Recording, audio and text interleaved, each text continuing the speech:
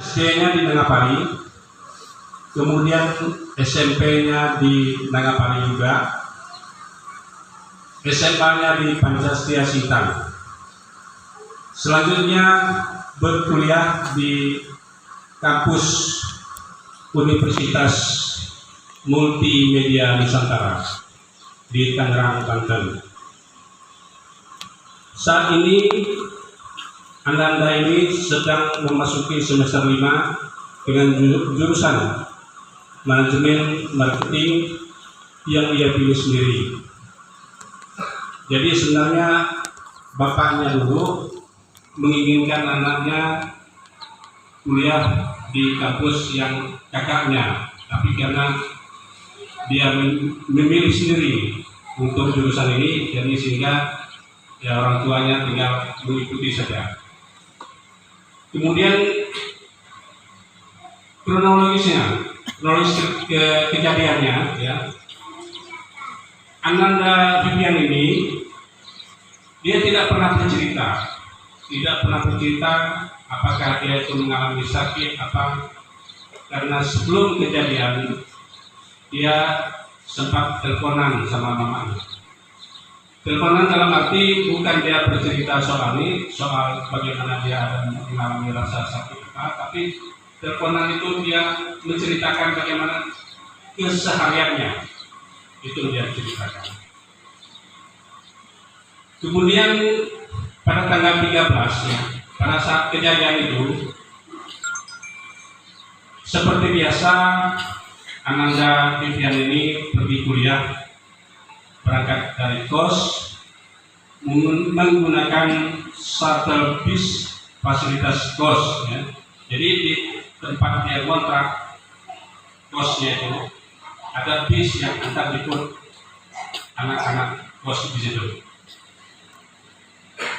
Jadi seperti biasa ya, berkuliah, kemudian ini informasi dari rekannya, dari teman-temannya, ya, bahwa pada hari itu dia bersama teman-temannya pergi ke salah satu mall. Jadi pada jam istirahatnya mereka pergi ke salah satu mall yang tidak jauh dari kampus.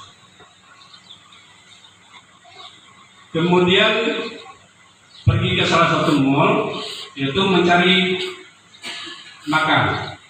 Jadi mereka makan pada jam agak sore ya, jam 3.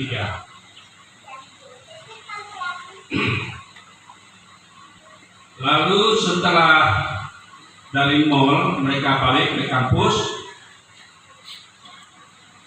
dan ketika mau pulang, jadi dia menunggu bis jemputan yang kosnya itu, bis kosnya itu menunggu jemputan di lobi dengan posisi mau pulang ke kos. Jadi dia sudah terpisah dari teman-temannya. Jadi teman-temannya sudah pada pulang semua. Jadi dia sendiri menunggu di lobi, menunggu jemputan dari bis yang dari kos tempat dia menginap. Kemudian dia menurut cerita dari teman-temannya itu, dia memang ada perasaan mual, sakit kepala itu. Lalu dia pergi ke toilet. Sambil dia pergi ke toilet, dia menutup ini wajah dia pilih, sambil dia batuk, lalu ada percikan-percikan darah keluar dari tangan. Nyampai di toilet, itulah dia langsung muntah, ya. Muntah itu langsung muntah darah. Jadi darahnya keluar banyak sampai bergumpal-gumpal. Mungkin maka kalau kita lihat ini jelasannya ada pam di bagian mata, mungkin dia ada terjatuh, mungkin kena polsek ke apa, ya. Sempat dia mengangkat tangannya, dia minta tolong. Jadi waktu dia minta tolong itu, datanglah kawan-kawan yang ada di dekat situ.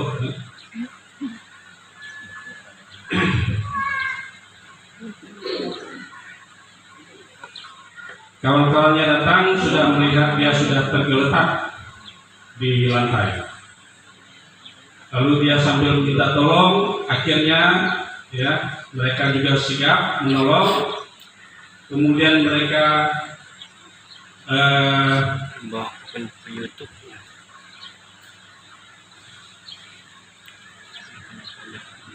Lalu mereka memanggil tim medis. Ya. Jadi di kampus itu ada tim medis juga, sambil menunggu kedatangan ambulan. Ya.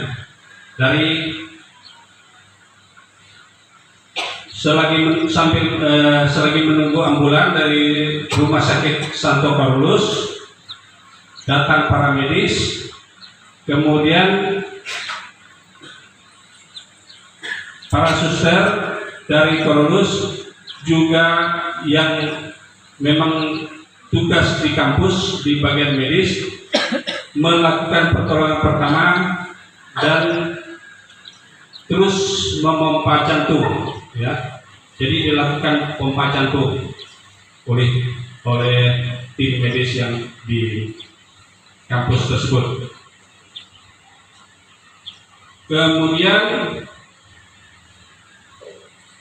ketika ambulan tiba, Nadi Vivian sudah tidak merespon, ya, sudah tidak merespon. Kemudian Vivian tetap dibawa ke Rumah Sakit IGD Carolus karena badannya masih hangat, ya. Akhirnya sesampai di IGD, dokter langsung sigap memasang alat untuk membantu Vivian agar tetap merespon dan langsung mengambil tindakan representasi jantung paru dan tata laksana lainnya, dan alat-alat bantu nafas dan kompres jantung. Tapi setelah 1 jam tidak ada respon, dokter menyatakan pasien tersebut meninggal berdasarkan hasil rekam jantung pada jam 15.15.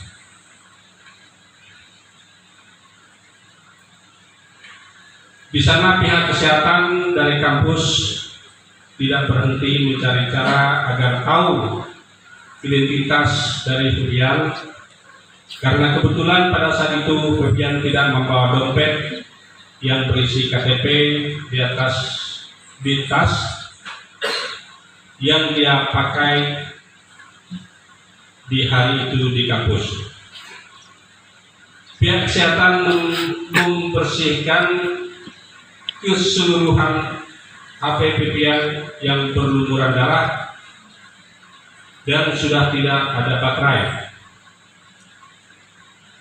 Dan posisi pada saat itu HP tidak bisa dicas karena ternyata bagian lubang casnya terdapat darah. Akhirnya dibersihkan di bagian HP itu, lalu nyala. Akhirnya pihak kesehatan kampus kuliah membuka HP karena HP tersebut bisa dibuka sampai agak sulit untuk mendeteksi apa yang sebenarnya terjadi sebelum-sebelumnya. Akhirnya pihak medis melihat ada notifikasi pesan dari grup kosan Vivian. Akhirnya mereka menghubungi pihak kos, ya, bapak kos, menanyakan siapa keluarga ini. Ini dari pihak kos dan mendapat pihak kos. Kemudian bapak kos memberikan nomor telepon, ya, nomor kakaknya. Nah, dari kakaknya itulah kemudian mereka bisa saling berkomunikasi. Jadi inilah riwayat cerita kronologisnya, ya, sampai terjadi seperti ini.